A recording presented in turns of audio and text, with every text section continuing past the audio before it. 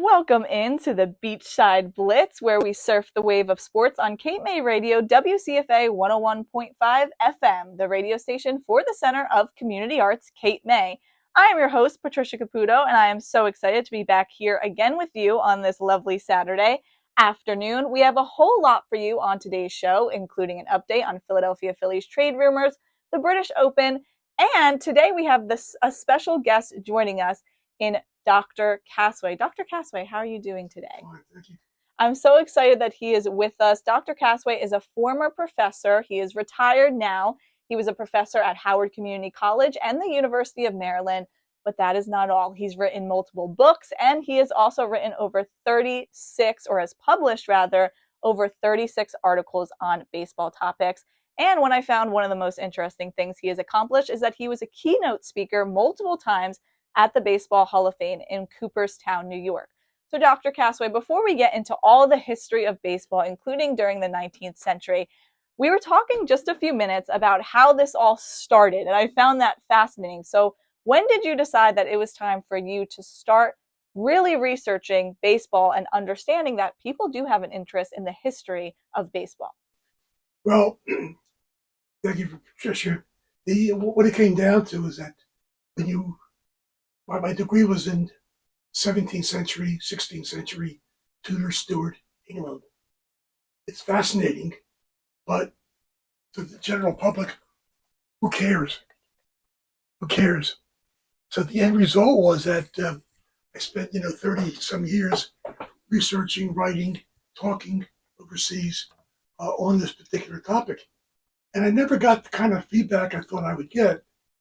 And then at one conference on Irish history, I did a fill-in on talk, and I did the Irish in baseball, and that just took off.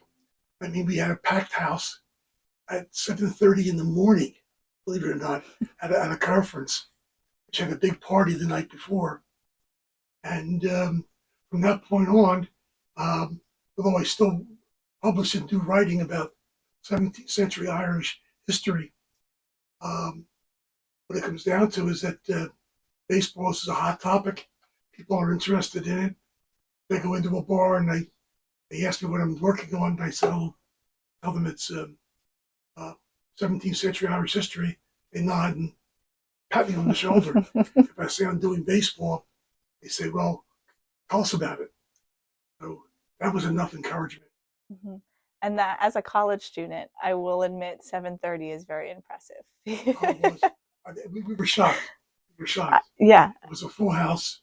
And I said before, it was the morning after an evening reception at a professional conference, wow. which means everyone was up celebrating.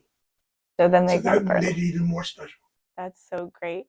And when you were writing these books, so after you decided that this is something that you want to go off and you want to do, and this is something that people are interested in, I feel that there is so much misinformation that can be spread so easily. So how did you go about finding people to interview, finding historical facts? All these people, unfortunately, are dead. And it simply was a matter of literally doing my doctoral research all over again, putting the 17th century aside and looking into baseball in the 19th century. So it was like learning a whole new field of study. And that's actually what I did. And but I enjoyed doing it since I am a baseball fan. I am from Philadelphia, and all of these things coincide. So it worked out perfectly for me. So it really wasn't work. It was more fascination and a hobby. And to start off, let's talk about the Philadelphia Phillies, because they have some ties here to Cape May, which I will admit that before last week when you informed me of that, I did not know. So for some listeners who may not know, can you talk about how spring training was once in Cape May for the Philadelphia Phillies? I was doing some research on Delahanty, and I saw that in 1888, 1889, and 1898, the Phillies came for spring training to Cape May, thinking they would go into a resort community. They thinking the weather here would be placid and calm, and they would work out here. It turns out the weather did not cooperate, but they did enjoy their time being entertained and feeded here in Cape May. So they were here 3 times.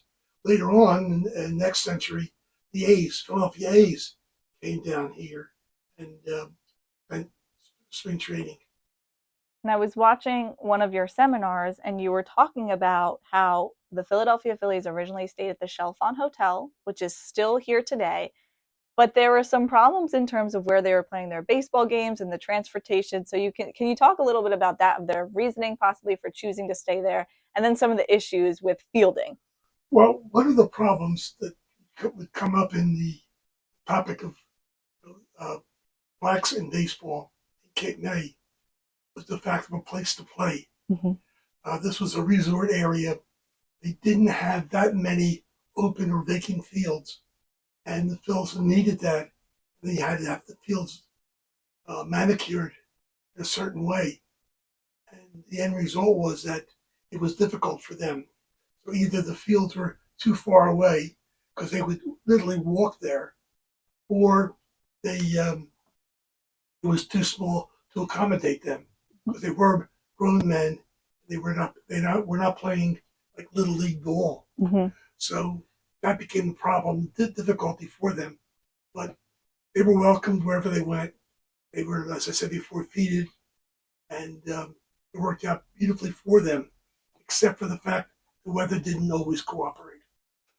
Which sometimes we see that. The last few weeks we've seen that at night, especially, where big, huge thunderstorm, then you wake up in the morning, everything's kind of wet, same thing, can't play baseball. Not so much has changed within the last 100 years. They were also coming down here in March and April. Mm-hmm. The weather is not always placid. Mm-hmm. That's very true. So their idea was that if they came down here, did they think it would be warmer? Yeah. Okay, that's matter interesting. of fact, ultimately, when they went through the Cape May experiment, they wound up going to Florida, North Carolina, Virginia Beach, all in pursuit of the ideal place to have spring training and to work out. So where Cape May would be very, very convenient for them, take the boat, take the train. It didn't turn out that way in terms of weather. And besides this, they came back 2 more years to be able to do that. So what was their reasoning for that? You had mentioned the Spanish War in one of the seminars. Well, the Spanish-American War began when they started their 1898 spring training. And the funny thing about that was that the local newspapers were full of rumors that the Spanish fleet was going to come up by Delaware Bay and bombard Cape May and the Phillies spring training. Why they would do that is beyond me. But nevertheless, the papers were full of that kind of speculation. Mm-hmm. So then was that the reasoning that they went back there? Why did they go the 3rd time? Well, the 3rd time was the Spanish War. Mm-hmm. It's just that it was cost effective. Mm-hmm. I mean, it was really just taking the ferry across the Delaware and then taking train from the station there down to Cape May. And then hopefully they thought they would be, with ideal weather, it would be financially suitable for them. And you mentioned that there were people who welcomed them with open arms here. Oh, yeah. What about the crowds during some of the games that they played or some of the practices that they had? Do you know anything about that? Yeah, the newspapers covered them quite a bit. And the indication was that the end result was that there was always people covering and following them around. Mm-hmm. So whether it was kids or whether it was farm workers or whether it was the local native population, working population, they were always had crowds. But remember, even in 1898 or 1889, they were celebrities. Mm-hmm. And it was the beginning of an era where an athlete took on proportion that was unheard of up to that point. And now right now, cricket is becoming very popular in America, that they've been making a run. One of my friends is falling in love with cricket once again, but there was also a huge effect of cricket interfering with baseball during that time period as well. Cricket was a major, major impact on baseball down here and in Philadelphia and along the whole East Coast. What it came down to is that cricket had more structure than baseball, but it was seen to be a foreign game because it was English, and it also was too rigid for the American audience. And the end result of all that was that a seedbed had been planted for baseball, and a bat ball game that was both familiar and comfortable with the people that lived here and in Philadelphia. Matter of fact, cricket was the major sport, both in Cape May and again in Philadelphia. And were there any disputes over field space in terms of cricket and baseball? No, because cricket necessitated a much more finely tuned and a managed field. Mm-hmm. Baseball, we just put them out any place and they would play. And eventually you had to manicure the fields and deal with that.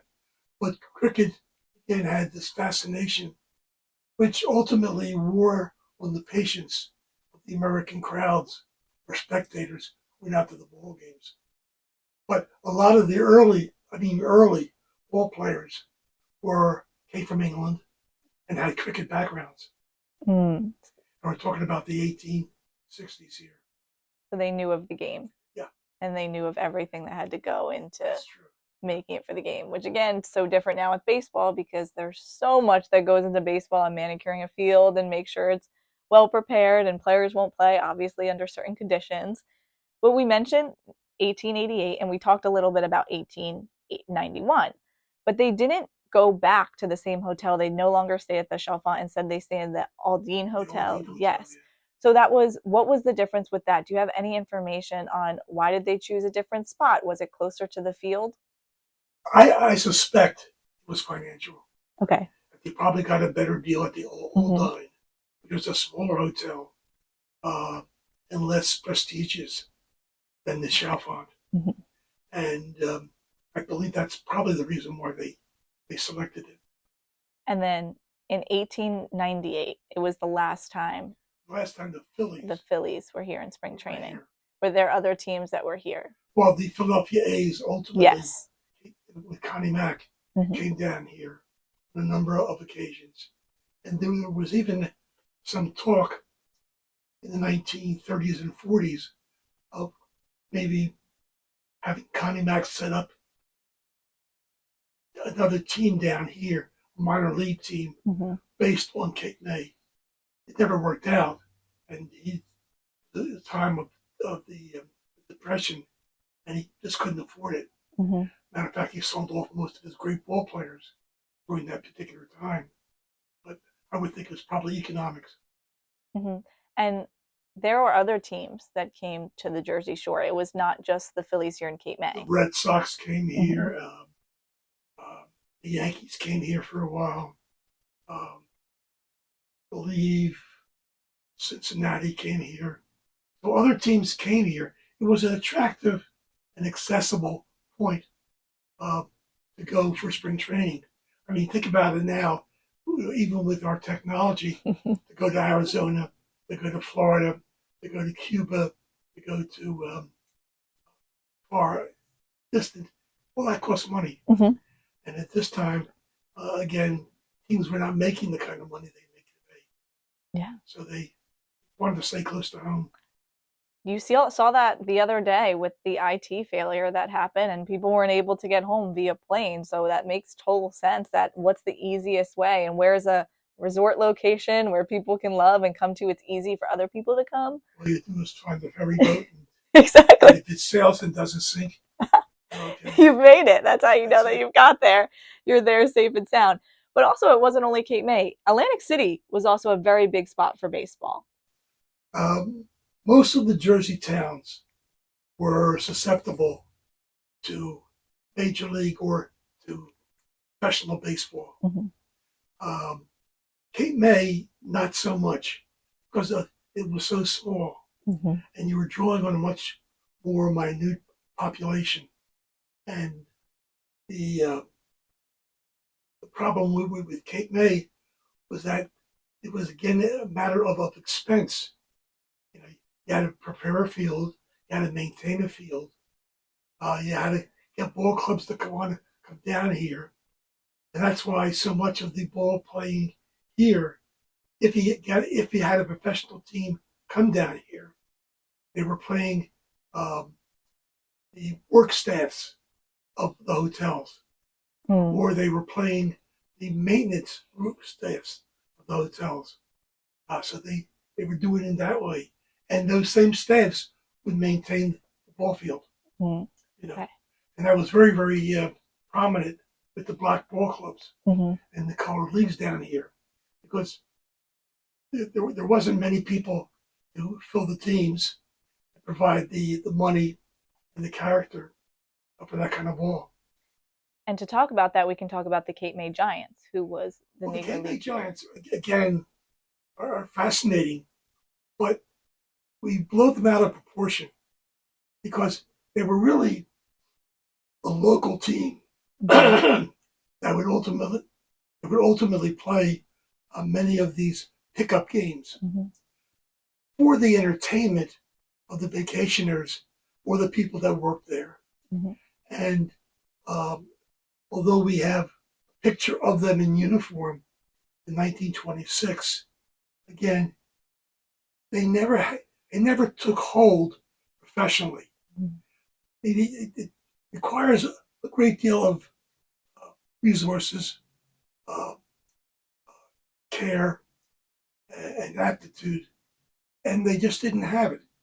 When they could play ball, they played ball, and when they can have a pickup game, they had a pickup game. But the Grays were just like the Capes Mm-hmm. or the Collegians, which were two other names for the local teams. Most of the time, they were made up of people who worked here, not necessarily blacks or colored. They were made up again of people who had the ability and the leisure to play. And but for the most part, you know, when you have a team that's made up of local colored population who could play ball, they got a great deal of publicity, and a lot of that stuff was overblown. I mean, if you saw a picture of the Grays in 1926, they looked like a bunch of kids sitting outside, you know, just waiting to play ball, rather than a professional team Mm-hmm. that was here to practice. Were those records restored in terms of the media? Mm-hmm. I really don't think that those records are actually even kept. And if they were kept, I think they were destroyed years ago. The I mean, you would require, you know, a staff of people that would maintain the records, uh, create the records, and promote the ball games, and that stuff just didn't occur back then. Not to a class of people that were considered economically the underclass. So unfortunately, it's lost. Sometimes you got newspaper coverage, but very scaly. Mm-hmm. But there has been attempts, at least, especially within family members who had family who played for Absolutely, the Cape May Giants. Janice Washington Mm-hmm. White made every effort to salvage the story about the team. There's just not much available Mm-hmm. about the team. The same thing is true with uh, the other black clubs who had a little bit more staying power than the Grays. Um, we know about the players. We know about them from relatives or their ancestors. But again, you know, you had one newspaper, The Wave, and its coverage was just, circumstantial, and it just couldn't get or generate the publicity that they would require, and that's the key, is the publicity and the interest. So today, what are people in the Cape May community, the Cape May County community, doing to try to keep this history alive? Well, we've seen over the last 5 years, starting in 2020, attempts to have symposiums talking about,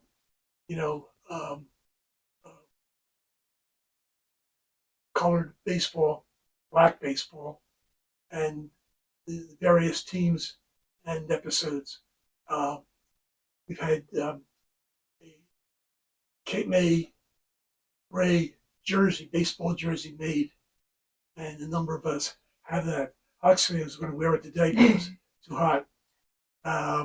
Or different shirts or hats. Yes. So that stuff has been produced and has been promoted. But since the COVID, our two efforts here have been, for the most part, superseded. Right. Yes. But I do find it so important to keep it alive because we just don't learn about it in school. We had when we ran the second of the two conferences, we were drawing 100 to 150 people per session, and this is just people out off the street. And I know that Mark Kokowitz and I were very, very pleased with those turnouts, and the end result was that we got a lot of promotion, publicity for it, but it doesn't last. It has to be continual. We had hoped to create a organization based on colored baseball in Cape May or in South Jersey, but this hasn't turned out that way. So for those who are like me and some of my friends who live in the community, what advice would you give us so that we can keep this alive? Well, the big thing is to contact Mark Kokowitz, because he was instrumental in the organization of the two conferences, and he has the contacts. Mac was involved in this as well, and it was simply a matter of perpetuating that interest continually. I mean, Cindy Jordan, who I mentioned to you earlier, the artist, I mean, she has come up with T-shirts, jerseys, hats, and pictures, paintings to commemorate all that. And that's a first step. Definitely. And the one question I wanted to ask you is about the location of where the Cape May Giants played were very similar to the Philadelphia Phillies at some point when they came down here in Cape May on Lafayette Street. I believe that the Cape May Grays, or the Cape May Giants, I correct myself, played over what is now to the south of St. John's and Lafayette. And for a good part of the 20th century, that was basically part of the Wales estate. And the Wales estate was basically open lots. And a lot of the games were, again, pickup games that were played there.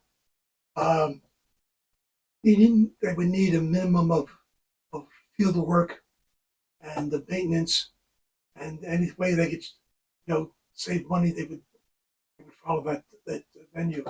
Do that.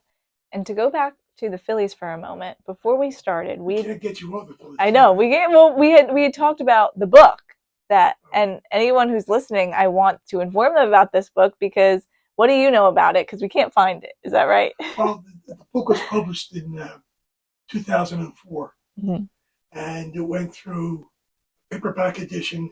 It went through a hardback edition. You can still get it online. Ed Delahanty, who was probably the greatest of all Philadelphia Phillies, and that includes Mike Schmidt. His record stands for itself, and teams that they had eventually would have 6 or 7 Hall of Famers on those teams. They never won anything. They never had pitching, which reminds me of a certain team, and also sometimes lacks pitching. And not the Yankees. Nope. Talking about the Phillies. Yeah. Those who don't know, my interviewer is a Yankees fan. I haven't broke that to them yet. I am a Yankees fan. I kept it a secret for a month, but yeah. I broke it. You broke it. I was going to say the Phillies, they don't have a pitching issue right now. They're pretty good there. But in 1888, it was a little different. Yeah.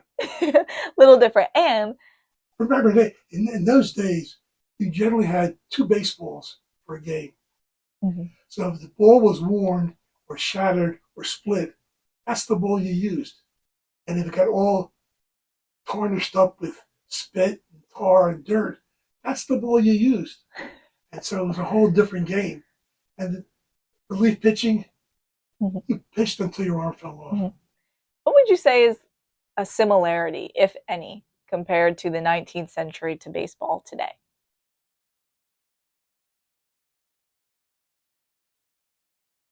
There really isn't anything that compares to what baseball was like in the 19th century. The closest thing to that would be Negro baseball in the Negro leagues back in the 30s and 40s and 20s. In terms of how they played the game, looking for an edge, a dog-eat-dog type of situation. That's about as close as you can get in terms of how they played, and it was a rough and ready game. Definitely a lot of changes since then. Even just since the 1900s, there was a lot of changes. The Yankees would have troubles. Yeah. Wow, it's true. You're not wrong. I'll let you go on that one. So you start getting letters, you blame me. Yeah, exactly. I know. I might be like, why would you be a Yankees fan? You're not allowed to do this show anymore. Try to keep it a secret, but it's all right. I'm not ashamed. I'm not ashamed. Hopefully next month I won't be as ashamed to be a Yankees fan as I am right now. But the last question I wanted to ask you is about perhaps a transcript of players who came and stay at the Chalfont Hotel, and they would write in, "This is who I am," and their name. And can you talk about that a little bit? When I wrote that article for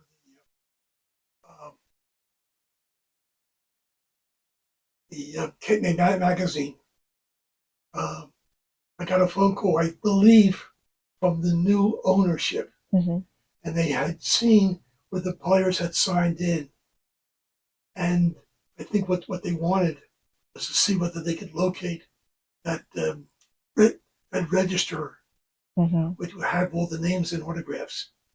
I told you before, those autographs today are worth a lot of money. I told you the Delahanty autograph recently sold for $17,000. And right now, those have not been found. I don't think they've been looked for. Okay. I'm not sure whether they were dumped while they're going through all these transactions at the Chalfont. Right, because it has been sold a few times over the years, so that is possible that happened. Last question, just to wrap things up. This is your fourth last question. I know. I've said that a few times. I got to control myself with my last questions, but there's just so much to talk about. So I promise this is the last one this time. You're someone who knows a lot more about 19th century baseball than probably anybody listening. Is there any takeaway that we should have? Well, my takeaway would be that if you really want to understand the game, look into the early game, look how the game ultimately evolved, the characters, the personalities of these pioneers are really extraordinary. I mean, players of each generation can't really be compared equally, but they are worth looking into because it explains the game and how the game ultimately evolved. Mm-hmm.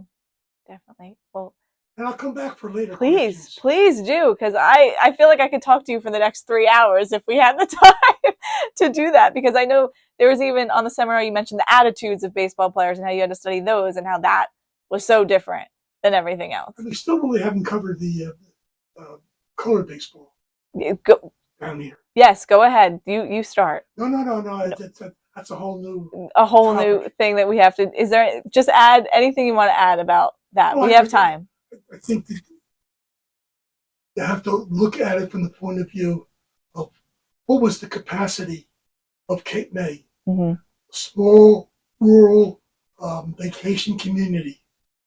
How could they manage an affiliated league and an association?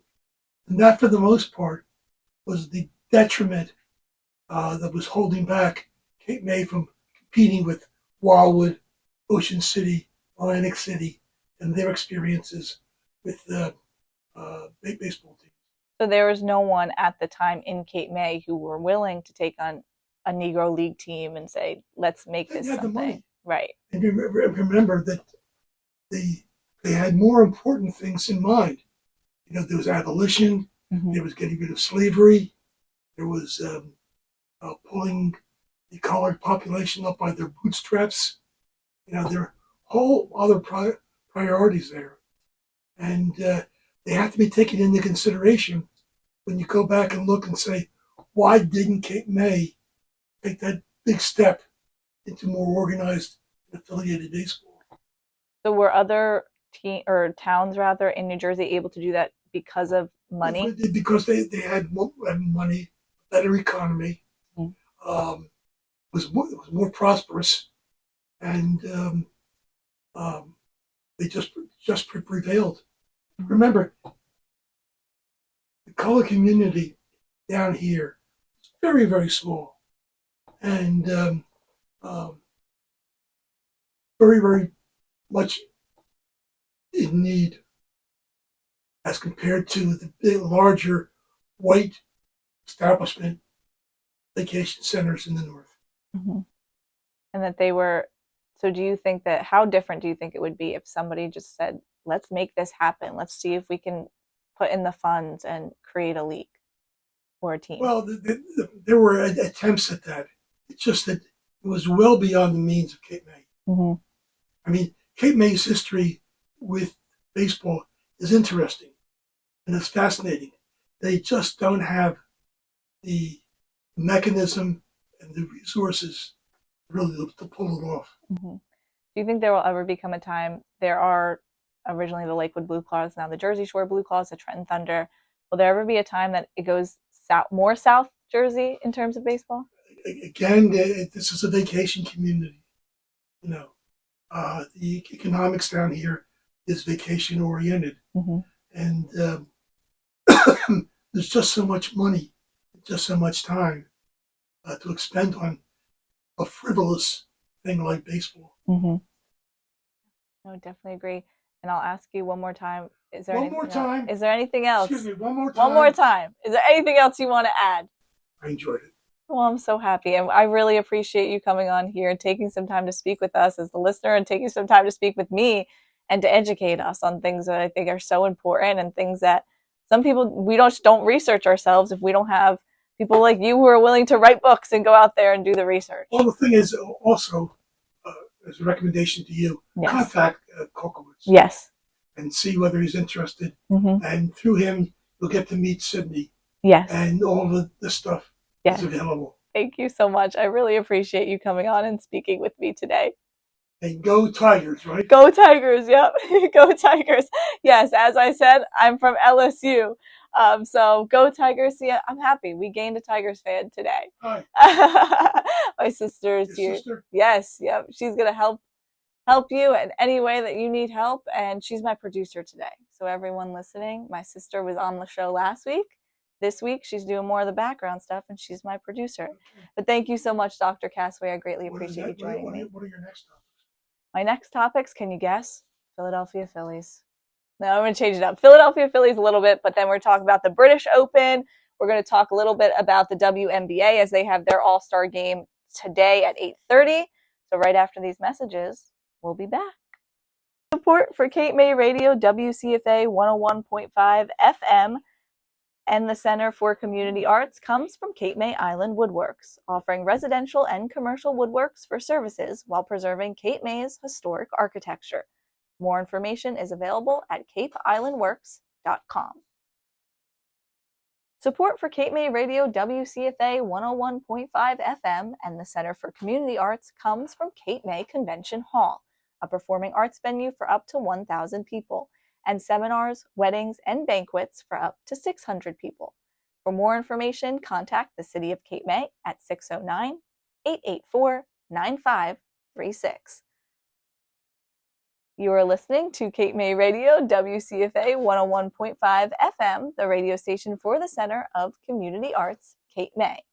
I am your host, Patricia Caputo, and I'm so excited to be back here on the Beachside Blitz with you all today. We just had Mr. Dr. Casway join us for a little bit to talk about some baseball and some of the history here in Cape May.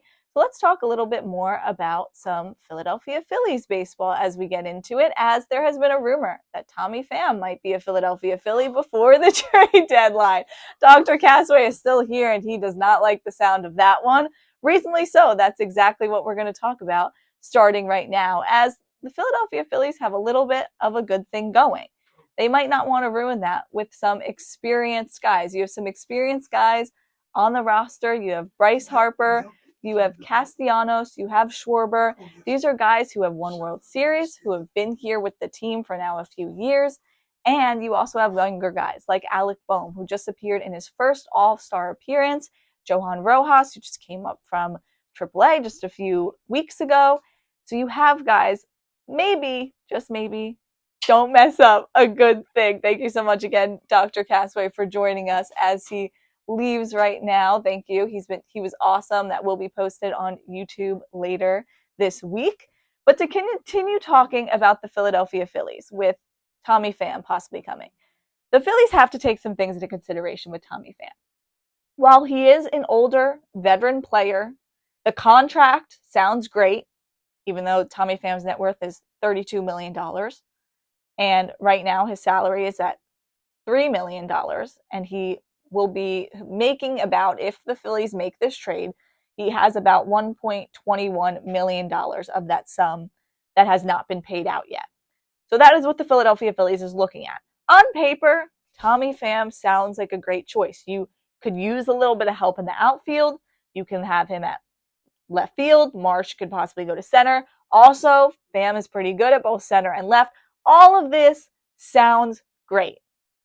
But we cannot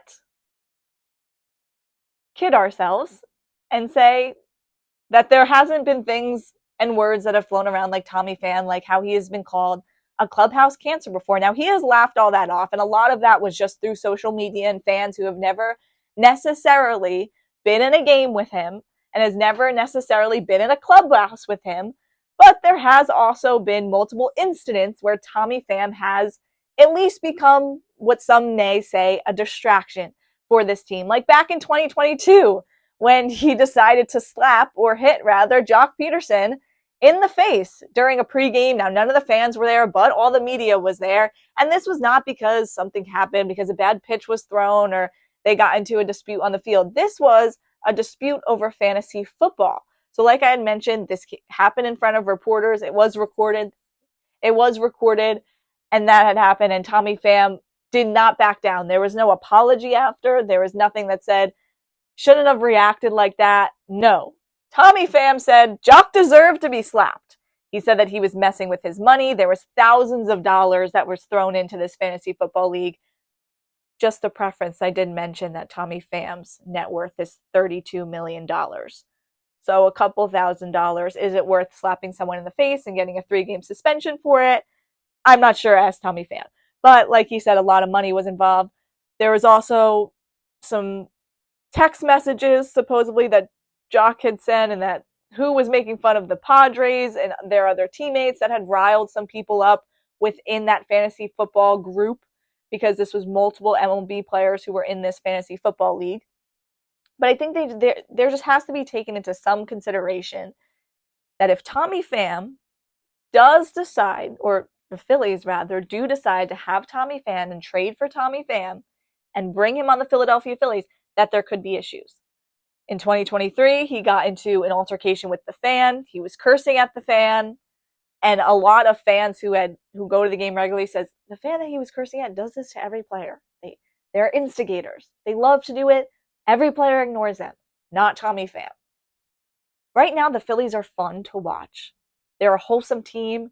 You have a guy like Bryce Harper who's leading them, who mentioned in the All-Star how fun this All-Star game was because his family is finally there, because he has people who are with him, like his wife, who he just didn't have in a few of the previous All-Star games, or at least his young children, who he didn't have in a few of the previous All-Star games that you have now, and that he has. Alec Boehm, again, just saying that what a great moment to be here in that All-Star game.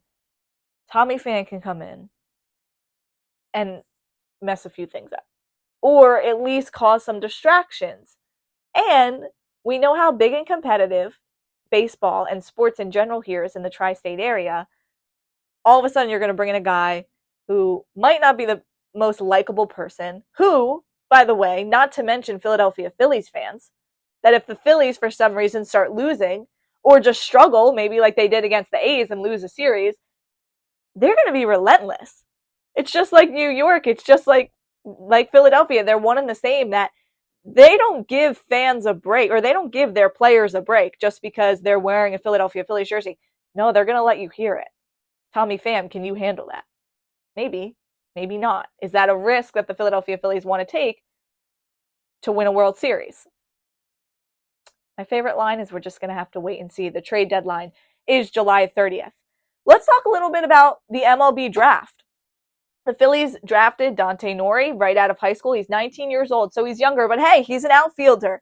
That could be someone in the next few years the Phillies could use. Obviously not right now, but just saying, they did draft an outfielder. Do you take a risk on Pham for the year? Anyway, moving on. Does bat left, throws left. Originally committed to Mississippi State. Now, of course, he's drafted. But one of the fun facts that I saw was that he has known Kyle Schwarber since he was 7 years old. And now they are teammates. The Philadelphia Inquiry wrote an entire article about this. But Nori's grandfather grew up in the same town as Kyle Schwarber, so out in Middletown, Ohio, and recruited Schwarber. They played baseball he recruited Schwarber, rather, to go there and play baseball at Indiana, and also would coach him in the winter. So now it is fascinating to see that they're teammates now. It's such a small world. Baseball is truly just a small world, which is exactly why we're going to talk about the Oakland A's. The Oakland A's, I felt, had a very decently good draft. And baseball, it's full circle, man. Let's talk about it. Nick Cruz was drafted in the first round. Cruz was a junior at Wake Forest for the Oakland A's. He batted .306, had 22 home runs. Great first pick, right? Out of Wake Forest. Wake Forest has been a dominant baseball team for the last couple of years. But the A's in the second round drafted LSU's Tommy White. We mentioned it with Dr. Casway. Yes, I do go to LSU, so I am repping the Tigers. It was exciting to see Tommy White get drafted, some fresh blood. And if you're unfamiliar with Tommy White, I mean it when I mean fresh blood. The Oakland A's, they want to move to Las Vegas, or they're going to move to Las Vegas within the next few years. Hopefully, maybe they're trying to turn around that team, trying to see if they can do anything different in Vegas, trying to be out there with the Oakland Raiders, the Los Angeles Aces, or excuse me, not the Los Angeles Aces, the Las Vegas Raiders, the Las Vegas Raiders, the Las Vegas Aces. They'll be going out there.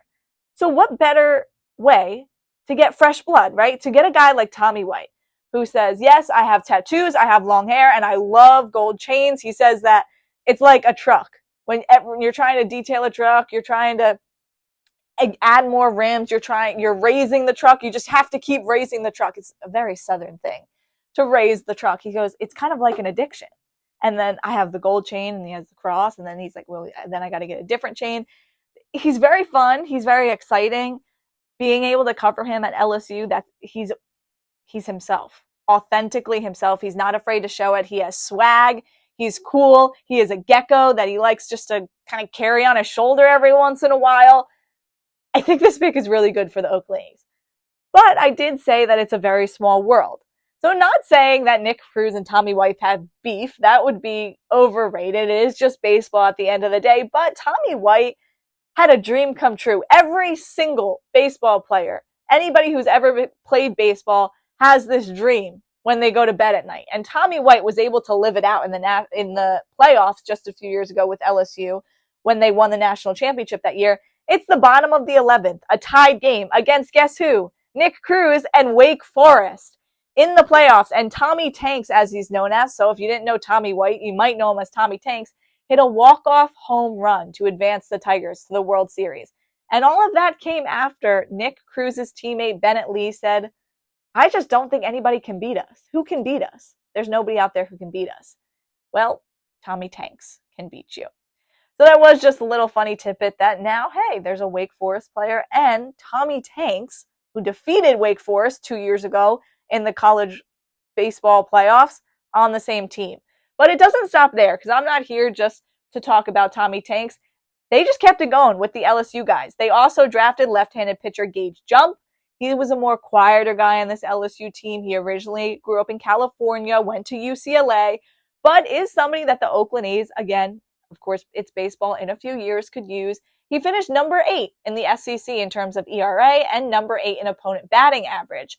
But also, wanted to tell a little fun fact, because I'm all about history. That's why we had Dr. Casway here to talk about history. That's one of my favorite things is sports history and learning about it and preserving it. Well, it was just my birthday. And for my birthday, I said, I want an Oakland A's jersey. Yeah, this was 2 days before the draft. So, of course, I get some random Oakland A's player who doesn't even play for the Oakland A's anymore. He's retired. He doesn't have Instagram. He is literally nothing. There is no track of where Mr. Davis is today. And then 2 nights later, Tommy White and Gage Jump go to the Oakland Athletics. Now, again, this is first world problems, but I just thought that was quite a funny story that, of course that would happen, that you get an Oakland A's jersey and me, the LSU girl, the A's say, hey, let's go out there and let's draft 2 LSU players 2 days after she gets the jersey.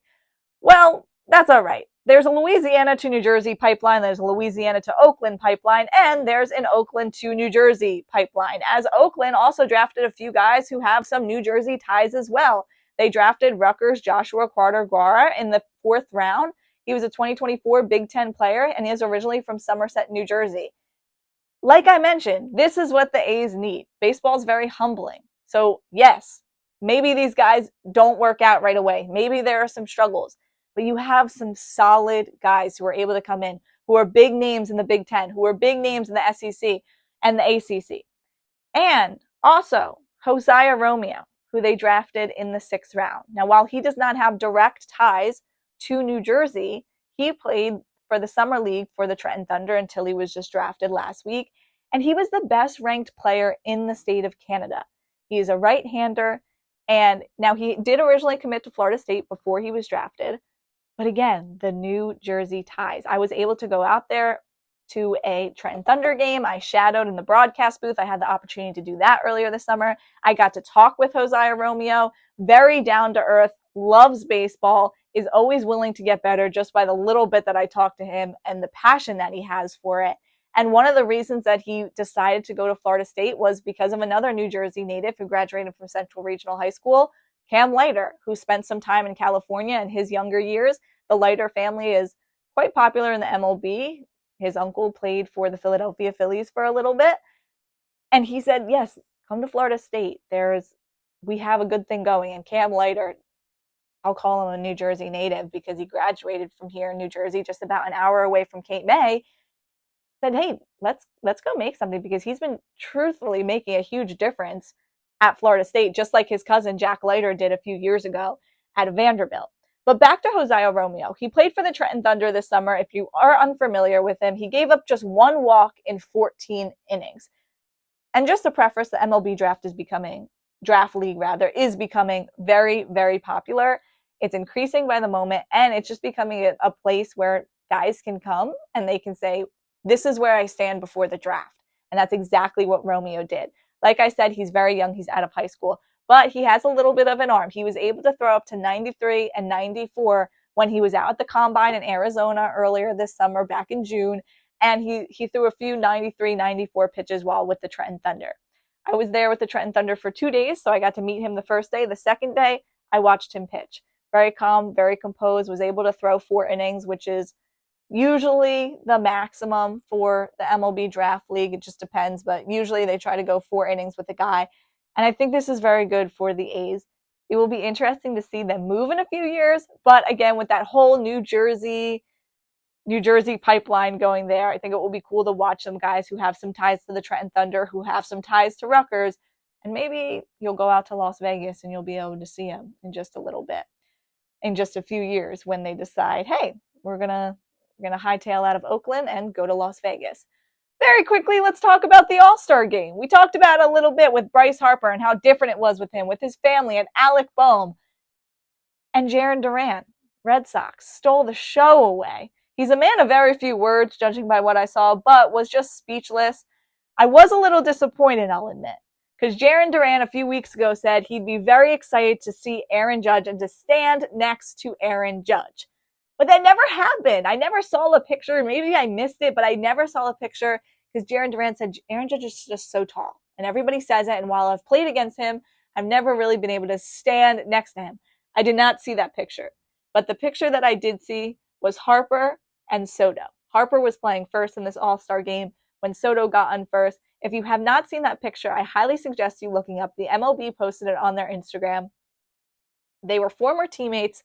So not only was it nice to see them together again, there has been rumors, do the Philadelphia Phillies try for Juan Soto? Is that something that they'd consider? Not quite sure if they're willing to drop that money, but it could happen. Former teammates, of course, both great players. That's what makes this game fun. And that's all we got for that All-Star game to wrap that up.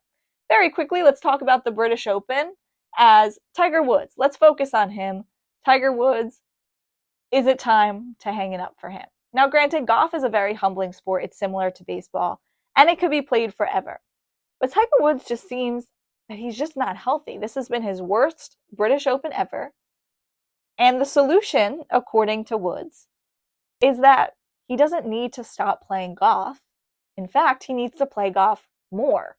He says he needs to find that competitive flow, according to Yahoo Sports. But the fact about Woods is that he has failed to complete now 4 rounds in 6 of his 8 majors since he suffered a leg injury in car crashes in 2021. He'd been in multiple car crashes over the last 7 years, I would say, but this one definitely hurt him. And it's not just taking a mental toll. This is not, I need to just get my mental mindset right. This is that physical toll on his body.